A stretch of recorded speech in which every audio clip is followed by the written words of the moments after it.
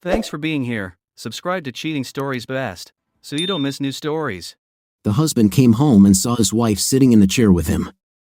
Today's story has a similar plot. Enjoy watching it. I swear to God, I'll never hear long cool woman in a black dress again without thinking of that rocking chair. Songs have this effect on people. We associate certain tunes with specific moments from our past.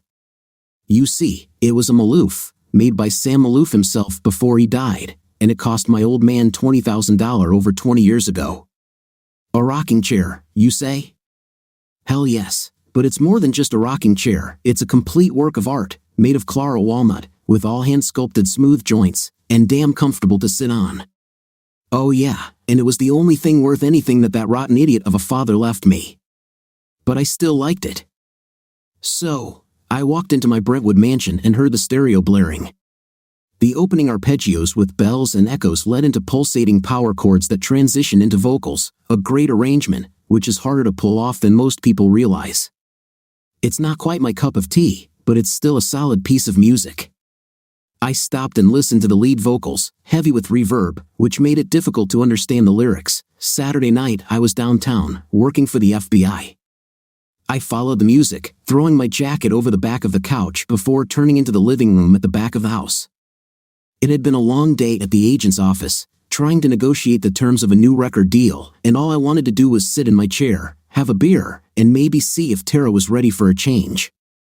She always became distant before filming a new season, and we hadn't made love in almost 2 weeks. I walked into the living room and froze. Tara was ready, that's for sure. There she was, without anything, in my Maloof chair. She was cheating on me with my bandmate, Carl. Well, what would you do? I suppose I could have attacked them, but that would just land us all on the cover of every newspaper, tabloid, and trash magazine for the next year.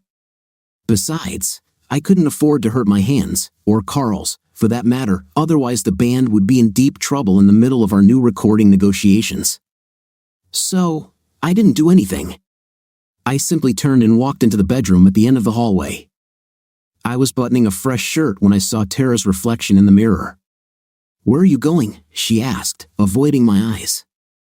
I tried to smile, but I couldn't.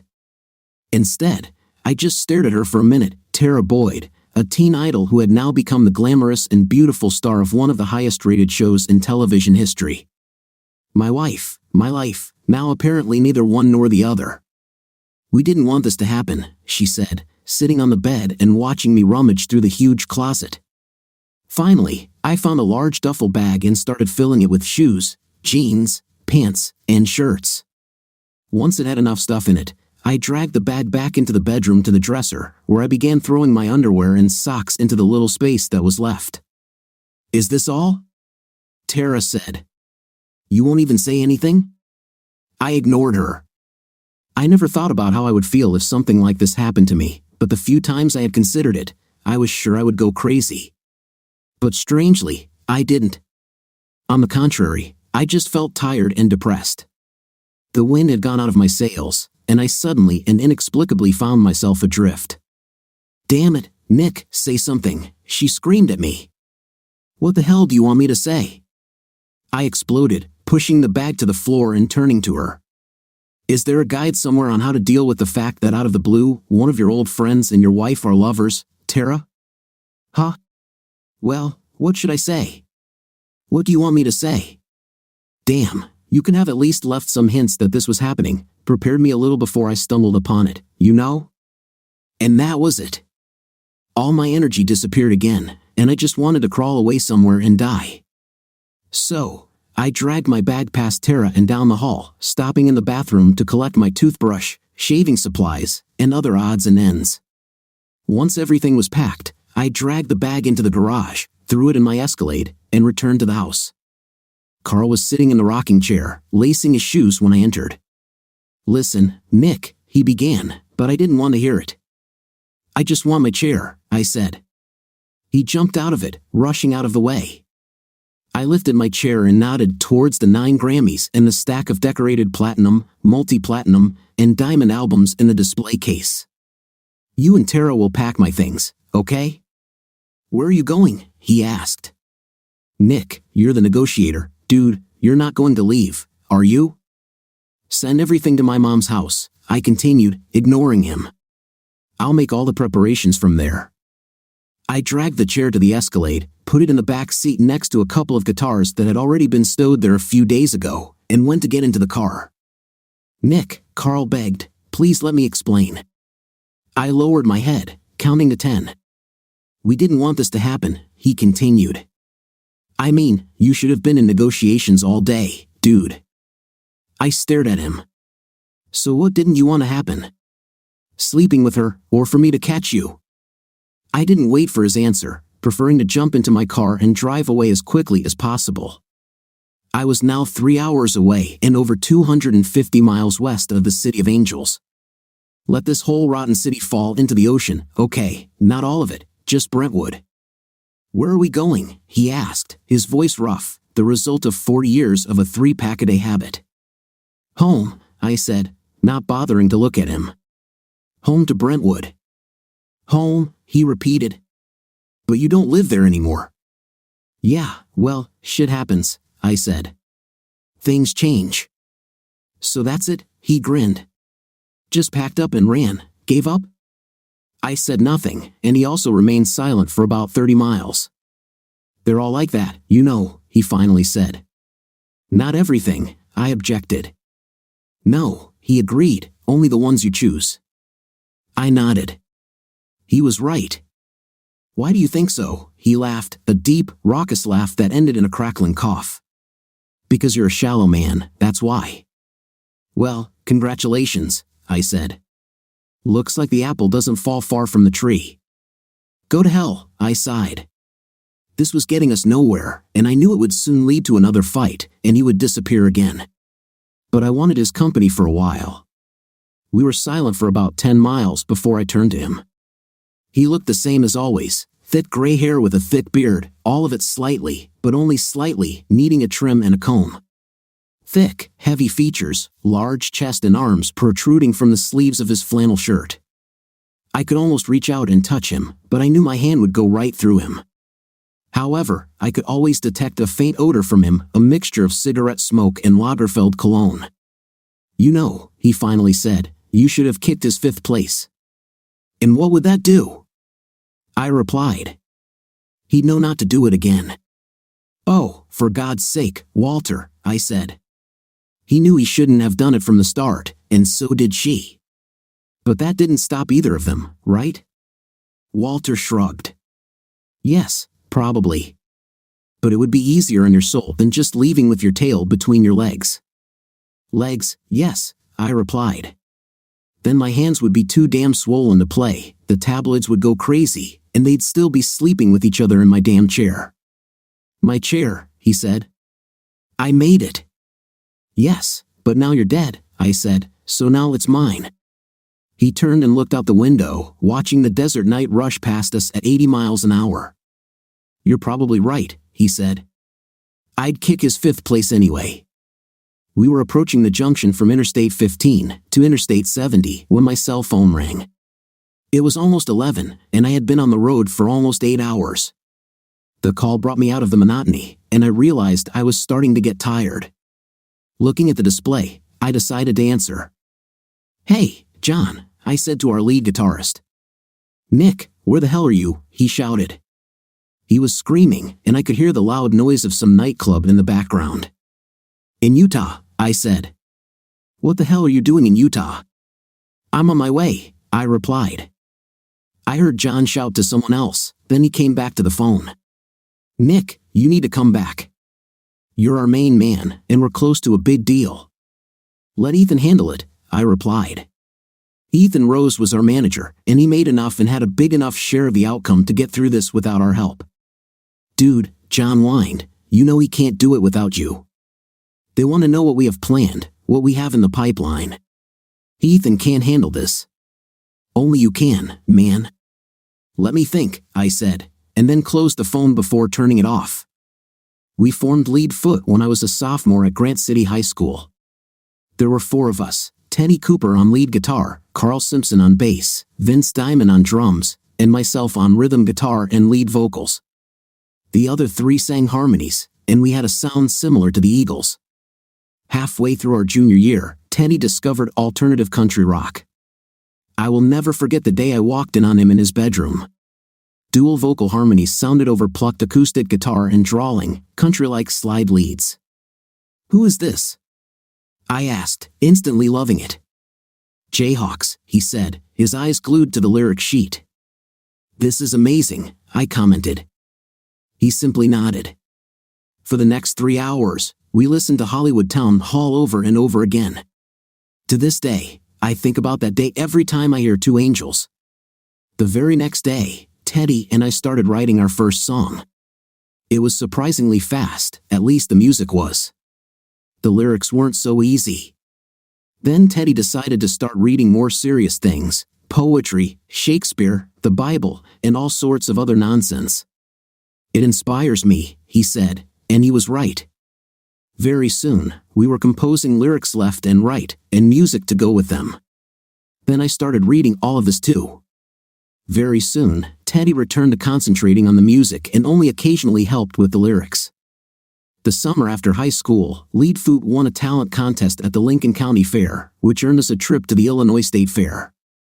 There, we found ourselves surrounded by ballet dancers, jugglers, magicians, and several aspiring musicians. We performed 3 songs with tight harmonies, and when it was over, there was no doubt that the crowd was on our side. Let's be clear, when 50-year-old farmers and their wives are stomping their feet to teenage music, you're onto something. The crowd visibly booed when our second place was announced, behind some cute little girl tap dancing. Anyway, after the show, some 30-year-old guy in trousers, with hair gel and shiny jewelry, came up to us. His name was Ethan Rose, and he was a talent scout for Harmony Records. They were looking for something new, he said, and asked if we wanted to meet some people. We did, and we spent the next 3 weeks before starting our college classes auditioning in Nashville and Memphis. A month later, deep into our first semester at our different colleges, Ethan contacted us with an offer for a recording contract. That's when the problem started. Teddy decided he didn't want to stay in the group.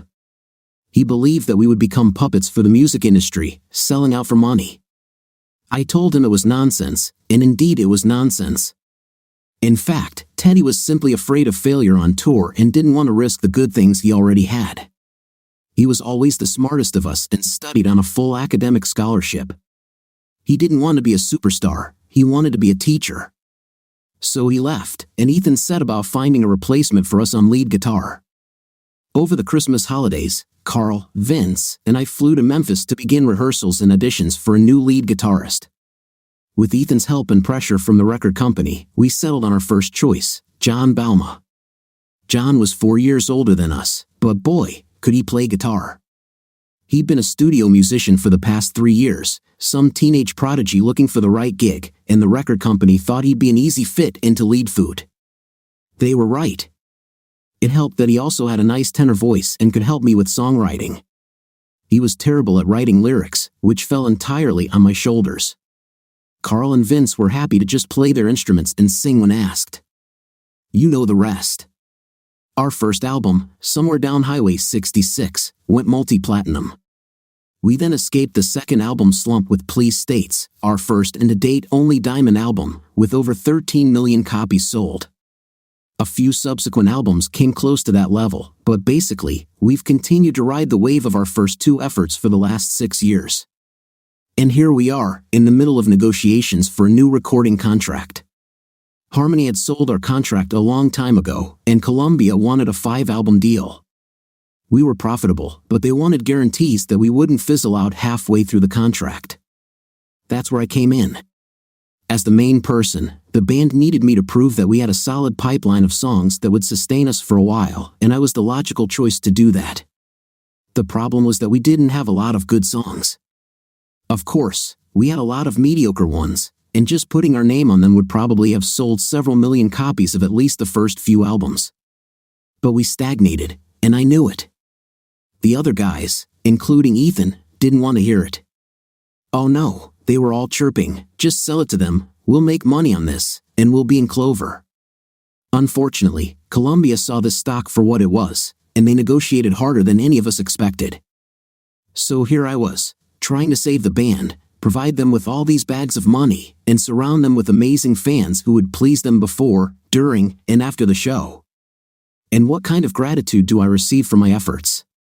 I get criticized all the time, and Carl sleeps with my wife. What a thank you. After checking into the hotel, I carried my bag into the room, plugged my phone into the charger, turned on the air conditioning, and collapsed on the bed.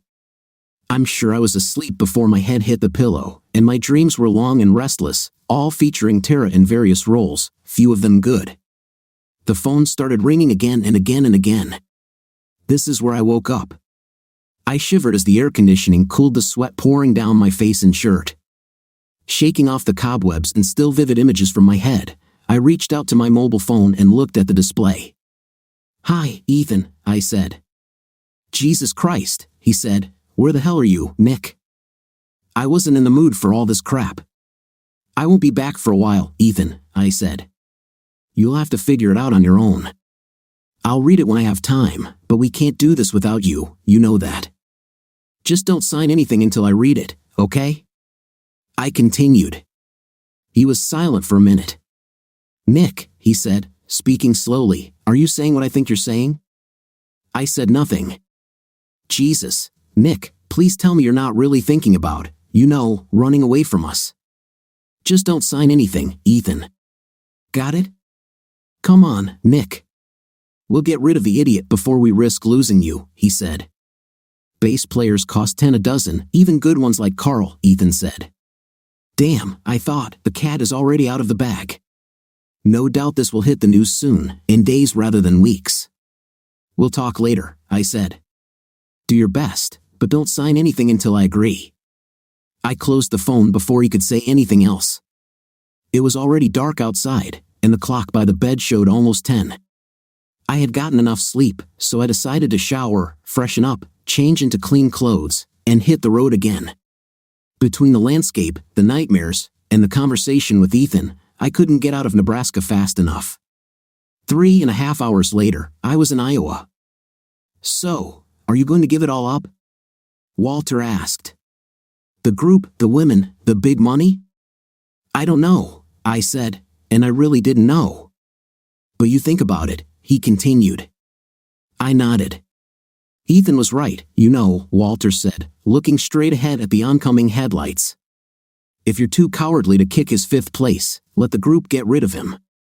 Why should you be the one to run away? Then you'll have your group, your money, your fame, and most importantly, your revenge on Carl. I mean, where will he go without you?" "Maybe I was going to leave anyway," I suggested.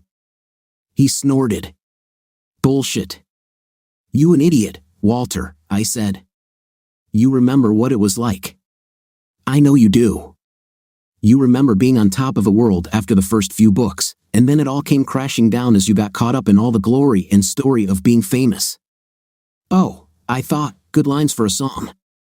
I remembered this phrase as a template for discarded lines. Walter was silent for about an hour, and I was content to leave him alone and just concentrate on driving. Iowa wasn't much better than Nebraska, but the land was at least a little hilly, and this became more noticeable as you approached the Mississippi River. "I remember," Walter said, interrupting my thoughts. "Very good. That wasn't the reason I left, Nick." I said nothing. It was all over long before I finally left. "What was her name, Trudy?" He nodded, and I continued. "Yeah, I guess Trudy just made it a little easier, huh?" "You're right," he said, looking at me. I was crap. Everyone knew it. I was like that little dude, Capote, wrote some good things, became famous, decided I liked being famous more than writing. But it was fame that ruined everything, not Trudy. I really don't want to relive all of this, if that's okay. "That's not the point," Walter said. "The point is, I brought it back. My last 3 books were some of my best work, if not my best. And all you had to do was leave your family." "Damn it," he thundered, "I didn't abandon my family. Your mother and I were done a long time ago, and I was never a good father to you even when we were together." I laughed. "You can do it again." "You don't understand," he said. "Fame, all those fancy dinners and Hollywood stars and cameras and interviews, they destroyed me. I lost my purpose and didn't even realize I had lost it until my third book in a row hit the bestseller list. I couldn't stay in Enceville with you and your mom, and she certainly had no intention of leaving.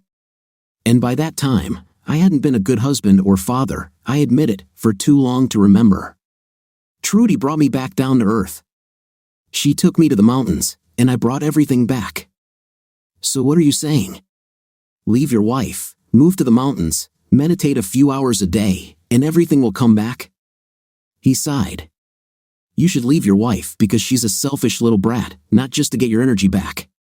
And I warned you about her before the wedding, remember? This was our last conversation before he died in a climbing accident, and that's exactly what he said about her. I slammed the phone down in indignation and never spoke to him again. He died a year later. Anyway, he continued, giving her up is just getting rid of some extra baggage, so it's more of a bonus that it allows you to get your energy back. Is this what we were to you, me and Mom? An extra burden? My voice was low, but I'm sure you heard the threat in my whisper. No, fool. I was a burden. Just ask her when you see her. Ask Carol, she'll confirm it. And I needed to do it for her and for you, believe it or not. Then, drowning in my grief, I vowed not to let it be in vain. I vowed to become who I was, and I gave up the booze, the cigarettes, and the women, well, except for Trudy. And then I moved into that cabin on the lake and started writing again, and it all came back. Not right away, of course, but I couldn't believe how quickly everything came back. He spoke the truth. I knew this because I read all his books, even the trashy ones. The first one after his divorce from my mother was about the breakdown of the family. The mother was the heroine of the book, and the little boy, presumably me, was the sympathetic character. The husband was an idiot, and Walter painted himself ruthlessly well. The blame was entirely on him in the book, and he drew just enough flaws in Mom and me to make us believable without any guilt. Okay, I said. So I'm getting rid of the extra baggage. I'm ditching Tara. Do you think that'll help? I mean, the guys in the band aren't helping, are they? So Ethan was right, he remarked. You're thinking about leaving completely, aren't you? I haven't decided yet, I said. It's just not fun anymore, you know? He nodded. Here's some free advice from your old man, he said. You have enough money, and God knows you've been busting your fifth place nonstop for the last 10 years. You're lucky. Most people bust their asses for 40 or 50 years and never achieve what you have, but you're lucky, so enjoy your luck. How do I do it? Simple, he said. If you want to leave, then leave. I nodded. Only one thing, however, he continued, make sure you have something to do with all your free time. Trust me, I know what I'm talking about. If you get bored, you'll end up on the Truman Capote circuit, like me. I turned and looked at him, waiting. There's nothing more boring than an old ex-great telling everyone how great he was, even if he really was great. I was finally in Illinois, which I agree is no more exciting than Iowa and only slightly more exciting than Nebraska, when my cell phone rang. I looked at the number and hesitated before answering it. Nick, she said. Are you there, honey? I sighed. Nick, please talk to me, she said. How long has this been going on, Tara? I asked. It's better to hit right away. Let's not talk about it now, she said, her voice capricious. You know that sound, a mixture of a little girl, and how dare you talk about anything other than how wonderful I am. You wanted to talk, Tara, I said, and that's what I want to talk about. I don't want to talk about it on the phone, she said. I want to sit down together in the same room, then we'll talk about it. But I don't want to sit with you now, I said. Where are you, Nick? I can come to you. I'm in Illinois, I replied. At your mom's house? I looked at my GPS, I'll be there in a few hours. Jesus, Nick, it's far away. You've been driving since you left. Still, it was nice to be back home. Hello? I heard someone call from the top floor. Hey, Mom, I shouted back. It's Nick! I heard some noise from above. My eyes widened, and a smile spread across my face. Looks like she wasn't alone. Nick, "What are you doing here?" she said, wrapping herself in a robe as she walked down the stairs. "Caught you at the wrong time, Mom?" "Get that smile off your face, young man," she said, tying her belt before running into my arms and squeezing me tightly. I hugged her back. Too much time had passed. It was our first hug since I saw her off at the airport more than 18 months ago. She spent a week with us in Brentwood, and we hugged in the same way the last time we saw each other. She let me go and walked away, assessing me from head to toe. "You look like crap, honey. Am I bothering you, Mom? If so, I can get a motel room for the night, you know. I'll let you get on with your business." "Bob," she called upstairs. "Get dressed and come down. My boy has come to visit his dear old mother." "Bob?" I said, raising my eyebrows. "Like Dr. Bob, the chiropractor?" She smiled. "But, Mom," I said, not knowing whether to be proud of her or embarrassed, "he's 15 years younger than you." She nodded. "Thank God he is," she said, "otherwise he wouldn't be able to keep up with me." "Hey, Nick," Dr. Bob called, tucking in his shirt. "This is a pleasant surprise." I looked at him, then at her, then back at him. "Sorry for the intrusion," I said. "Guess I should have called first." "Nonsense," he said. "I'm glad to see you." And then Mom added, "We're already done." He blushed, but his gaze at her was full of sincere affection, without a doubt. "Let's go," Mom said, turning and walking towards the kitchen. "Let me get you something. You look like you need it, Nick." My growling stomach proved her right. It had been over 40 hours since I left California, and I had subsisted on a few candy bars, bottles of water, and a pre-made sandwich from the store. Bob and I chatted, discussing the latest news in Grant City, while Mom busied herself preparing hot cheese sandwiches and tomato soup, my favorite food since childhood. No one cooked it better than my mother. The key was the homemade tomato soup she always kept in containers in the freezer. "How's Tara?" Bob asked when we were all sitting at the small table in the kitchen. I tried to smile, but to no avail. "Problems?" Mom asked. "Her or you?" Bob asked when my gaze made it clear that I did not understand. He clarified, "Which one of you is cheating? She or you? Or both of you, probably?" He laughed. "Still, you're in California now." "She," I said, "with Carl." "Carl Simpson?" Mom asked. I nodded. "He's always been a fifth place," she said, taking a bite of her sandwich. Bob coughed at her directness, almost spilling his soup on the table. "Mom has always been like this. If anyone could be more straightforward than Walter, it was Mom. I'm sure that's why he loved her so much. That's why her students adored her. She called a spade, and her literary criticism did not accept time-tested excuses. She thought Moby Dick was crap and told it to anyone who would listen. Thus, Tebow, the president of Chadwick College, rarely appreciated her outspokenness, but he found it extremely difficult to get rid of a teacher with such popularity among students and alumni, and with such recognition in the national academic community. In general, she was a real find for such a backwater as Chadwick, to Theo's eternal regret. "Carol," Bob finally managed to say, "well, that's what he was." "Bob," she said, little Eddie Haskell pretending to be a good boy from day one. "You look great today, Mrs. Russ and Harlan. Did you change anything about your hair, Mrs. Heron?" Pathetic, even when I was little. I smiled. She was right, but most parents were fine with it. Carl was always the most well-mannered, the most polite, and the first to offer help around the house. But when his parents weren't around, he was the first to take out a cigarette, a bottle of vodka that he'd stolen while no one was looking, and pour it all over everyone and everything. Overall, he was fun, wild, and reckless. "So, what are you going to do?" asked Bob. I shrugged, chewing the last bite of my sandwich. "I don't know," I said with my mouth full. He swallowed and continued, "If it's okay, I'd like to stay here for a while, Mom. Just rest and think.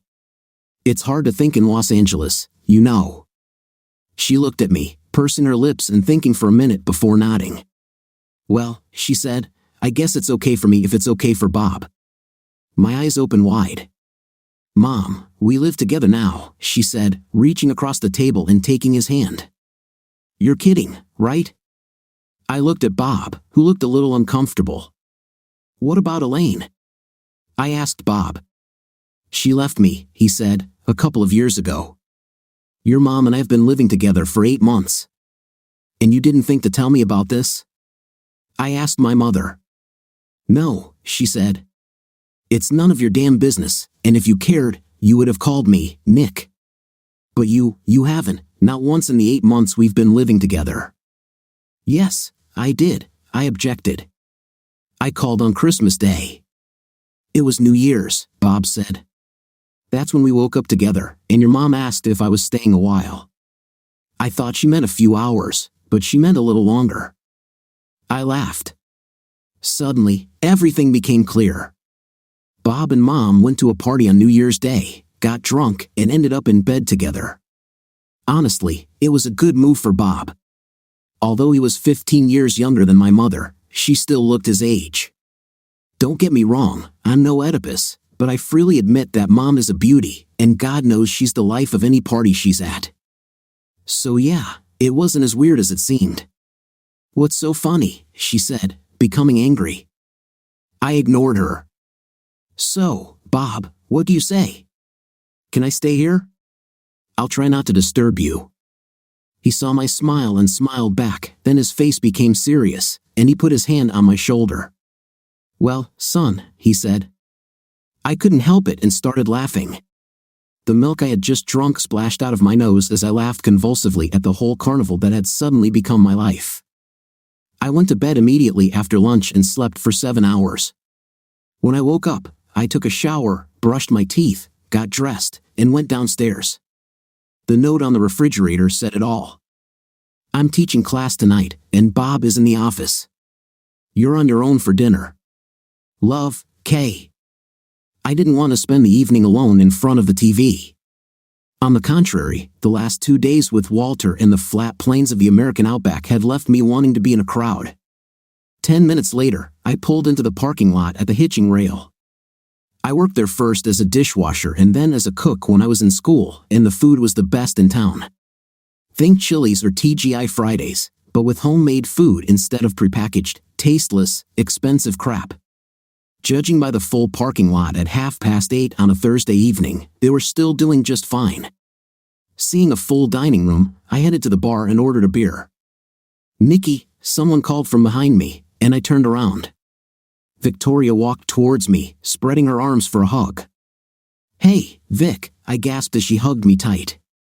"They said it was you, Nikki," she said, now holding my shoulders and looking me over. I didn't believe them, but, well, damn it. Then she hugged me again. Victoria Wentworth and her husband Ron have owned the hitching rail for over 30 years. Ron ran the kitchen, Victoria ran the dining room. They were both strict bosses. I quickly learned that perfectionism in everything was the only way to succeed in the restaurant business. But the high school kids they hired became part of the family, and they treated us like their children, gifts for birthdays, cards with cash for graduation, and severe reprimands for the slightest mistake at work. And they were the only ones who ever called me Nikki. "It's been too long, Nick," she said. "For years, I think." "You're right, too. It's too long." I looked around the place, recognizing most of the visitors. Some of them nodded at me, and I nodded back and smiled. It looked like nothing much had changed. "Still the best damn burgers in town?" I asked. She lit up. "No doubt. Come on, you should come and say hi to Ron. He's a little busy right now, but I know he'll be glad to see you." Sure enough, Ron was in the kitchen, his white shirt and faded jeans somehow immaculate amid the grease, smoke, and sauces being cooked, served, and passed to the counter in a smooth routine. He shouted orders like a sergeant, and it took him a minute to notice us. He started shouting something to Victoria, then froze, his mouth falling open. "Nikki?" I nodded, and a big smile spread across his face, showing 2 teeth he had lost in a bar brawl in Singapore. He quickly walked over to us, pushing aside 2 cooks on the line. He hugged me so tightly that even a boa constrictor would have been jealous. "Damn it, son," he whispered. "It's so good to see you again." Then, like Victoria, he let me go and looked me up and down. "You look like crap," he said. "Too thin. When was the last time you slept?" I tried to laugh it off. "California way of life, Dad," I said. "Too many salads, not enough steaks." He laughed a deep, hearty laugh from the depths of his stomach. "Damn weaklings eating crap that's not fit for human consumption." "Well, we'll fix you up in no time," he said. "Isn't that right, dear?" Victoria nodded, patting me on the forearm and leading me to a small table at the very end. "What's your surprise?" I asked. She nodded towards the waitresses, and I turned around. Some leggy redhead with a great fifth place was filling a tray with soda. My eyes widened when I realized who it was. "That's right, Nikki," she said. "She came back a few months ago." I said nothing, more than gratitude, when Victoria left me at the table and went on to look after other tables. As I sat at the bar, I recognized most of the people in the dining room. It was nice to see some of the people I went to school with, trying to feed their kids between bites of their food. The whole place looked like any other thriving coffee shop in Middle America, meaning everyone looked happy at the end of a long day and pleased that they were eating good food with friends and family. Someone cleared their throat next to me, and I turned to look into the most beautiful blue eyes God had ever created, Amy Standish herself.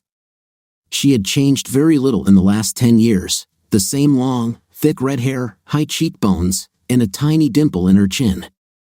"Hey, Amy," I muttered. "Hi," she said, looking around the room at the other tables before turning back to me. "Victoria said you already have a burger, so I just need to know what you'll be drinking." No smile, no recognition, nothing, just impatience to take my order, bring it back, and continue serving other tables. "Please," I said, holding up the nearly empty bottle of Miller Lite. She nodded, wrote it down in her notebook, and left. I watched her leave, then watched her return to my table, set down a fresh beer, and take away the empty one. Then she set down the bottles of ketchup and mustard. "The burger will be ready in a minute," she said, and left again. Ah, Amy. My unrequited high school crush. She was in my class, and I tried for a long time to attract her attention. She never noticed me, to the point that when I finally decided to ask her to the homecoming dance, she looked at me like I was crazy. Don't get me wrong, it's not like she was a snob or anything. God, we had enough of those in school, the ones who were content with just the quarterback, the track champions, the wrestling champions, and the baseball stars. An ordinary person like me had no chance of being noticed, despite my background and my father's appearance on The Tonight Show. No, Amy was not one of them. She was the brains of the class, a valedictorian who kept herself aloof from almost everyone. Sometimes, you would see her chatting with a group of other nerds, probably discussing some geometry problem or chemical reaction. But more often than not, she would just strut to and from class with occasional stops at her locker, rarely acknowledging anyone around her. We were in our senior year, and I was working as a cook at the hitching rail when she got a job as a waitress. I stood in the kitchen during breaks, watching her run between the tables, the kitchen, and the waitress stand. She rarely said anything to anyone unless it was absolutely necessary to clarify an order or answer a direct question. She often had a faint smile on her face, nodded a lot, then hurried away. Noticing my interest one evening, Ron told me, nothing ventured, nothing gained. This, of course, resulted in a no when I asked her to the homecoming dance. I went back to Ron to tell him about it, and he simply nodded and left without saying a word, probably thinking I was as pathetic as Amy made me feel. I put it out of my mind, but a week later, Ron came up to me as I stood at the kitchen door again, looking at Amy. "Victoria says she's shy," he said. "That's why you hardly ever hear her speak. Her parents forced her to get this job to get over it, her shyness, that is, and Vic thinks she's starting to open up." I nodded. At this rate, I'll have to retire before I can have a full conversation with her. But the conversation never took place. 10 months later, on the weekend before we both left for our first semester of college, I finally heard from her. "Hi, Nick." It was the first and last time she said my name, and I still remember my boundless joy at the thought that she knew my name. To be honest, years later, I sometimes remember her smile when she spoke to me, and only to me, that one time. My heart still skips a beat at the memory. So, what about Amy? I asked Jimmy Schultz. We sat at a table in the bar, drank beer, and reminisced about school. Jimmy had been a star runner in high school and now sold insurance in Grand City, working out of his father's office on Main Street. Still have a crush on her, huh? He said, not waiting for an answer. He turned and looked at her. Yeah, who wouldn't? We both stared at her for a minute before Jimmy spoke again. She was tall, about 5 feet 8 inches, with long, slender legs, slightly flared hips, a flat stomach, and small breasts. Overall, a very attractive package. Met someone in college, he said. An engineer, I think. I only met him once, to be honest. They had lunch here about 3 years ago. In general, he was as quiet as her, only even more so. He was silent all the time, didn't talk to anyone. He took a long sip of his beer. I think they got married right out of college, Jimmy continued. They had a little boy. They lived somewhere in New York or something. She taught, I think, and he did engineering. Then, about a year ago, she moved back to town with the little boy in tow. I don't remember his name, but he's a cute little guy. The wedding ring disappeared, and apparently, so did Albert. There were rumors that he left with a male colleague, if you know what I mean. He looked at me when he said the last part, but I'm sure my face gave nothing away. I guess it doesn't surprise you so much since you live in California now and all, Jimmy said mockingly. So what does she do now? I asked, trying to get back on topic. Jimmy laughed at this. Well, he said, drawing it out, she's an English teacher at the school, and then she works here on Thursdays and Fridays, I think. Her parents watch the baby. Is she dating anyone? I asked. Whoa, man, Jimmy said, turning to look at me. You're married to one of the sweetest girls in the world. Save some for the rest of us, okay? I smiled, which obviously reassured him. He turned again and looked at Amy, speaking as his eyes followed her. So, the answer is no, she's not dating anyone. God knows we've all tried. Hell, she's turned me down more times than I can count. Then why do you keep trying? I said. Just trying to wear her out, he sighed. We both finished our beers, and I went to the bar for more. There have never been nor will there be waitresses in Grand City, Illinois, I said, placing a new bottle in front of Jimmy. Have you seen Teddy? I asked. Of course, he said, downing the rest of his last bottle before grabbing another. Constantly. Where does he live now? On Foster Road, said Jimmy. A nice spot just north of the Jenkins farm. What is he doing now? Jimmy looked at me with disbelief on his face. Jesus, Nick, when was the last time you spoke to him? I avoided his gaze as I answered, 6 years ago, at the Grammys. We had a couple of beers after we won Song of the Year. Jimmy put his bottle down firmly and stared at me, his mouth open. What the hell? You two were inseparable all through school. Are you telling me you haven't seen him in 6 years? I nodded. It's just. I don't know. He didn't have much to say last time, I explained. Then we were so busy, you know, life and all that. He nodded, but his eyes said he couldn't believe it. Well, said Jimmy, those royalties he got and continues to get cover him, nothing fancy, of course, but he's got a really nice house now. He's married? My raised eyebrows indicated that it was a surprise. Jimmy grinned. Jenny Layden, he said. They have 2 little girls, both spitting images of Jenny. He teaches English at school. I think he and Amy are good friends, you always see them chatting when he's here. So he comes here sometimes? I asked, looking around to see if Teddy was here now. He was absent. Jimmy's head jerked towards the poster on the wall. I read it, Mustang Ranch, Friday, July 17th, live performance from 9 p.m. to 1 a.m. Teddy's face was in the center of the band photo on the poster. I laughed. That damn idiot, I said. He left Lead Food because he didn't want to do it, and now he plays in some bar band in his spare time? Jimmy simply shrugged. Maybe he's just happier this way. It took me a minute to realize that Jimmy had hit the nail on the head. Teddy never wanted fame and all the problems that come with it. No, Teddy just wanted to teach somewhere and, if he had free time, play music for fun. Then I remembered our last time together, drinking beer at a bar, shouting over the noisy crowd, trying to hear each other.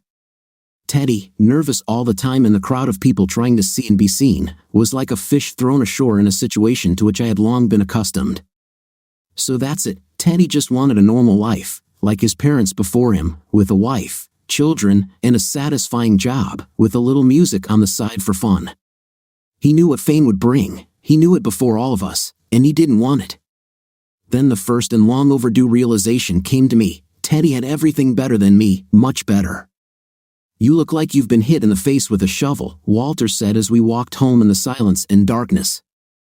"I just suddenly have a lot on my mind," I replied. "Don't tell me Jimmy Schultz finally said something smart," he said. "No," I replied. "That's not the point. Not that it was particularly smart, to be honest, just common sense that I seem to have lost lately." I turned halfway down the street and looked at Walter. "Mom was from here," I said. "Of course," Walter agreed.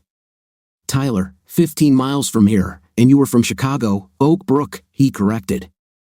"Almost the same," I said. "Chicago, a rich suburb, no difference." But she was also, well, her parents were. They were ordinary people from a small town. A pharmacist and a housewife. He nodded. "And your father was an editor at the Tribune, and your mother was a society lady, came from old meat processing money, if your stories are to be believed." "It's true," he defended himself. "But what are you getting at?" I started walking again before answering. "My point," I said, "is that you two were doomed from the start. She was a small-town girl from a typical small family.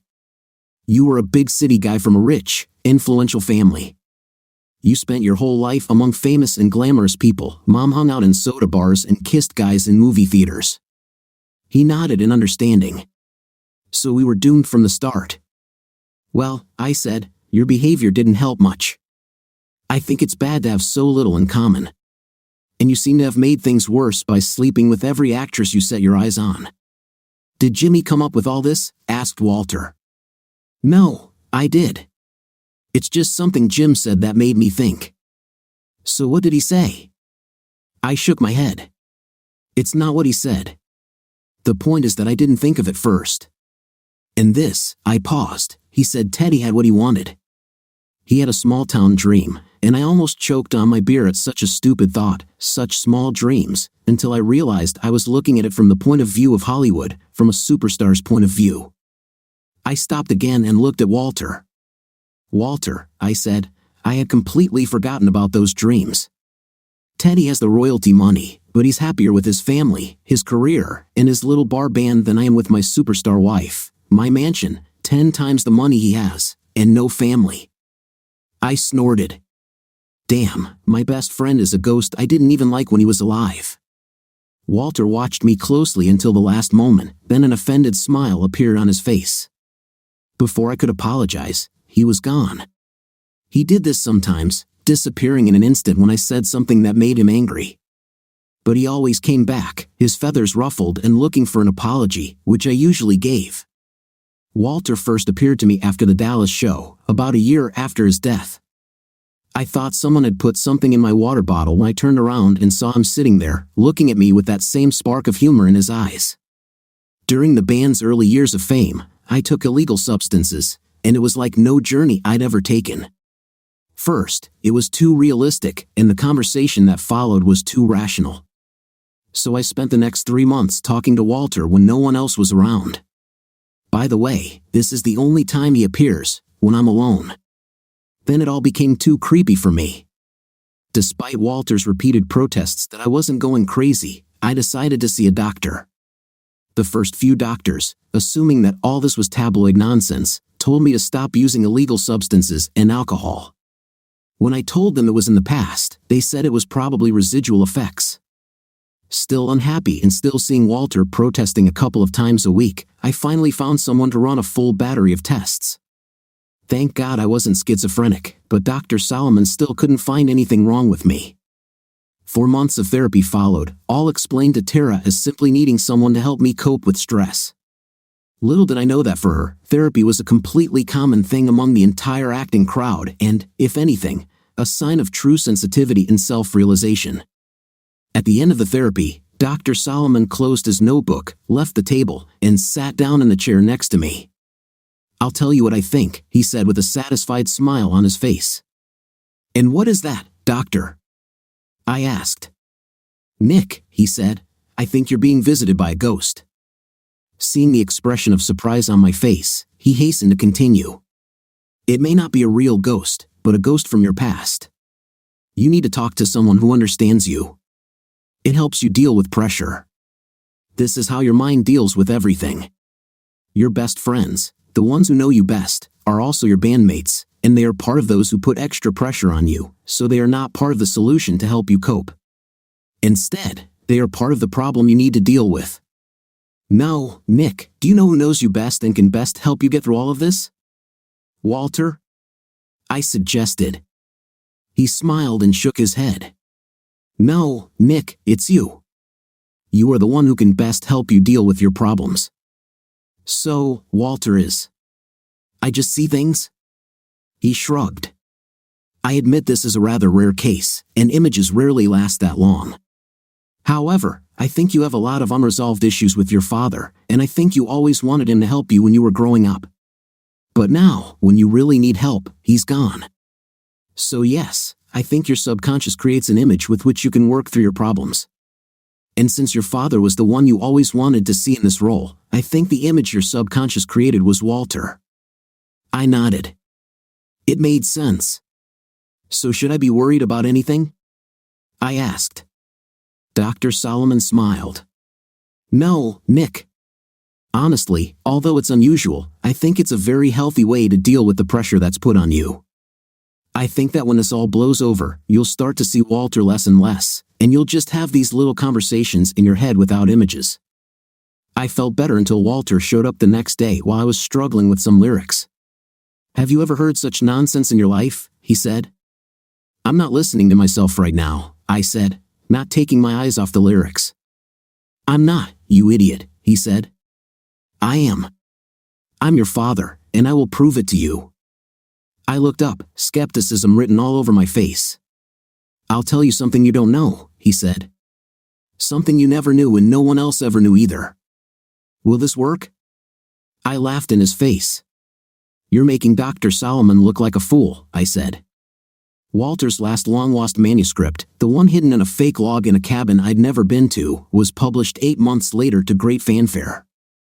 A few beers, good conversation, and a late-night walk, along with a bacon cheeseburger the size of a black bear's ass that I barely ate half of, provided me with a great night's sleep. When I woke up on Friday morning, the sun had long been up, and there was silence in the house. The clock next to my bed showed almost 9, and I lazily stretched, a smile appearing on my face. Damn it, I thought, looking at my joyful face in the mirror while shaving. Where have you been? Where has the usually joyful Nick been hiding lately? If that's all it takes, I should have come home to recharge a long time ago. Even 23 voicemails on my cell phone, all of which I deleted at once, could not wipe the smile off my face. Walking down the steps, I took the yogurt from the refrigerator and began to eat it. Then I brewed some fresh coffee. The only bad thing about Grand City so far was the lack of Starbucks. While it brewed, I went out to the driveway and fetched my guitars and rocking chair from the Escalade. For the first time in a year, I was actually in the mood to write music, and I wasn't going to let this opportunity pass me by. I wrote for almost 11 hours.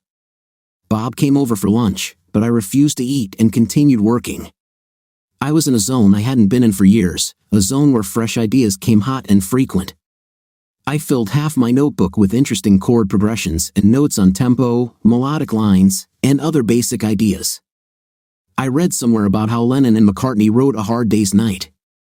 It is said that Ringo, on set during the filming of the film, suggested the film's title based on one of his witty lines. The director liked the title but noticed there was no song with that name. No problem, Lennon and McCartney got to work that night, and by the next morning, they had the entire song written, chords, melody, lyrics, and tempo. This is the zone, and it comes and goes, unless, of course, you're Lennon and McCartney. Those mans remained in the zone for decades. When Mom and Bob went fishing, I gave up and finished the main melodic line of the second song. She wasn't quite ready yet, but I knew she was close. I also knew that my energy was running low, and further efforts would only lead to diminishing returns. Therefore, it was time to stop, eat, and see if Teddy's group was worth anything. It took me longer to get ready than I thought, and the walk from my mom's house to the bar took another 20 minutes. By the time I got to the hitching rail, the music had already started. When I walked in, the bar was full of people, and the dining room was packed. The band, unseen somewhere in the back corner, was performing the old Ernest Tubb number Walking the Floor Over You, and they were doing a pretty good job of it. They gave the old classic number a nice upbeat vibe, and the song was driven by a really catchy piano line. "You're back," Victoria whispered in my ear from behind. I turned around, smiled at her, and looked over her shoulder into the dining room. "How long do you think the wait for a table is, honey?" She just laughed, took my hand, and led me to the kitchen. "Guess who's back?" Victoria shouted, pushing the door open. Entering the kitchen, I saw Ron and Amy talking, but their conversation was interrupted, and Amy turned away as I peeked out from behind Victoria. "Ron," she ordered, "make Nick something to eat, okay?" He smiled. "Too many people?" he asked, not waiting for an answer before asking me what I wanted. I ordered a grilled chicken breast sandwich and some fruit. "California wimps," he muttered. "They ruined a normal guy." I chuckled, then turned to Amy. When our eyes met, she blushed and turned away again. "Amy, honey," Victoria said, "could you get Nick a beer from the bar?" Amy nodded and muttered, "Of course," then ran out the door past me, her body leaving behind the scent of shampoo and citrus perfume. My eyes followed her as she made her way through the dining room to the bar. "I told you so," Victoria said. I turned around. They both looked at me, and now it was my turn to stutter. Well, she looks pretty good, doesn't she?" Victoria beamed, and Ron raised his eyes to the sky and pleaded, "Please help him have courage." I laughed. I ate my sandwich and fruit and drank my beer in the kitchen while chatting with Ron. He and the boys sent out last-minute orders and snacks and put away all the equipment and dirty dishes. After I finished eating, I left them to finish cleaning up and returned to the bar. I noticed Jimmy Schultz leaning against the wall, talking to Jenny Cooper, née Layden. She hadn't changed much, maybe gained 10 or 15 pounds and had a few lines on her face. Otherwise, she looked the same as when we went to prom. She swayed to the music, her eyes fixed on the stage, her ear catching what Jimmy was saying. "Shall I buy you a drink?" I said, approaching them as the song ended. "Nick!" Jenny screamed, jumping on me and hugging me. Jimmy said, "You're back." I looked at him over her shoulder, and he nodded in greeting. "I'll buy you a drink," he said. "You will be busy." "When did you hear?" I asked, when she finally loosened her grip. "While Teddy and the guys were getting set up," she said, her eyes turning to the stage. Teddy looked at us with a mocking expression on his face. He then raised his chin in greeting, and I raised my beer in response. "Nick," Jenny said, "he wants to know if you'll play a song with them. 3 of the guys are in college, and he says it will make their lives complete if they get to play on stage with you. Will you do this for old time's sake?" She had those pleading puppy dog eyes. I couldn't refuse. "Sure, Jenny," I said, kissing her forehead. "You tell him I'll play something with them when they're ready." Before I could react, she twisted away from my embrace. "He said he'd do it," Jenny announced. Suddenly, all eyes in the establishment turned to me. "Well, ladies and gentlemen," said Teddy, "you're in for a real treat tonight." I looked around and noticed the surprised expectation in the eyes of those who knew who I was. These seemed to be the majority. "It's true," Teddy continued. "The old wind has returned to the city, and it is here tonight." A few people whistled and a couple of women clapped. I was told that this guy controls the guitar adequately, Teddy said, and I could hear the humor in his voice. Hell, some people even think he can sing, although I'm not one of them. The crowd started laughing and clapping. So maybe if we ask him nicely, we can convince him to come up here and do a couple of songs." Teddy waved his hand over his guitar and towards me. "What do you think, people? Anyone want to see if Nick Heron can still play the old songs?" The crowd erupted, and I almost burst into tears. It had been 10 years since I'd played for all these people, and aside from TV appearances, 9 years since I'd played in front of less than 15,000 screaming fans. At that moment, I would have given every damn arena in the country for one more standing ovation from these people I had known my entire life.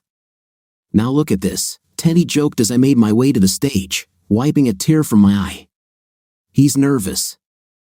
I jumped onto the small, crowded stage and leaned toward Teddy. "You are stupid," I said, then hugged him through the guitar. He hugged me back with such energy that my heart almost burst with emotion. "Why haven't we talked for so long?" The crowd started chanting for us to play something, and Teddy whispered, "Maybe we should stop this little love festival for a while before we get tarred and feathered." I laughed, stopped hugging, and picked up the acoustic guitar, looking for a patch cord. The bassist rushed to my aid. "Here he is, Mr. Tor Harlan," he said, looking nervous and excited at the same time. I smiled. "Call me Nick," I said, connecting the cable to the guitar. "Is the mixing console set up for this?" I asked Teddy. He nodded. "When I heard you were back, we figured we'd better be ready for another instrument." "So, what do you want to play?" I smiled. "Two Angels." Teddy's smile stretched from ear to ear, and I wondered if he had the same memory of it as I did. "You heard it, boys," he shouted, then turned to me and said, "The piano is leading us into this." And so it began. Soon, my rhythm joined with the drums, bass, and Teddy's sad slide guitar line all at once. Once the vocals started, Teddy and I shared the mic the entire time, keeping our guitars away from each other. We then continued with an extended instrumental performance, which, with a new twist on the arrangement, superbly showcased the guy's talent on the piano. By the end of the song, listening to the crowd screaming and yelling, it felt like we were never apart. Teddy was, if not better, then even better on lead guitar, and his voice had much more range than I remembered. Suddenly, I wanted to see how good these guys were, to see if this was really Teddy's hobby or still his passion. When the applause died down, Teddy waved his hand at me.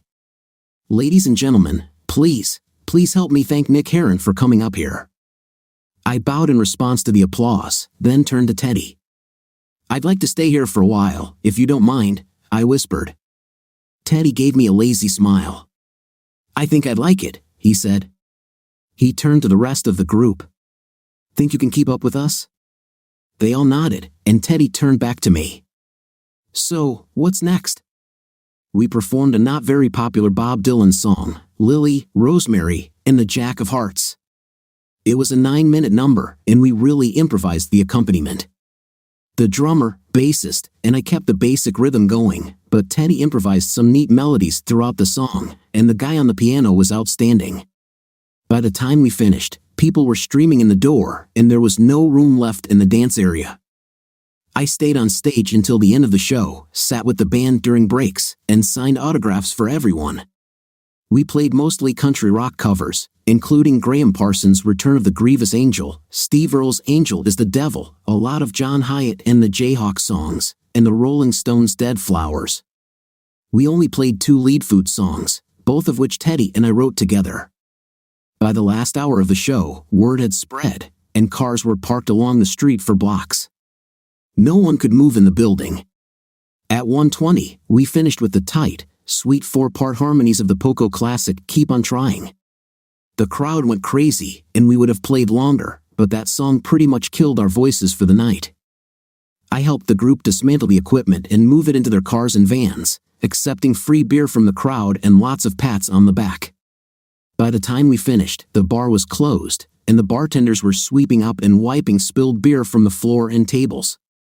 A few of us sat around the bar, drinking the last of the beers in the dim light. There was Ron, Victoria, Jenny, Teddy, the rest of the band, and myself. Ron was telling us that we needed to do this more often so he could retire one day. Then I heard a quiet but clear voice behind me. "Now I think I understand what all the fuss is about." I turned around. It was Amy. Her eyes met mine and held them. I was speechless. "The cat ate your tongue, Nick?" Jenny teased. I heard a few chuckles, but I was still speechless. My eyes were glued to Amy's, and she didn't look away. Lost in those deep blue seas, her face showed no emotion, but she didn't break eye contact. We just stared at each other for what seemed like an eternity, but it was probably only 30 seconds or so. What do you think of our story today? I think the man did the right thing since the wife chose someone else, but we'll see what happens in the second part of this video. Write your opinion in the comments. See you in the next video.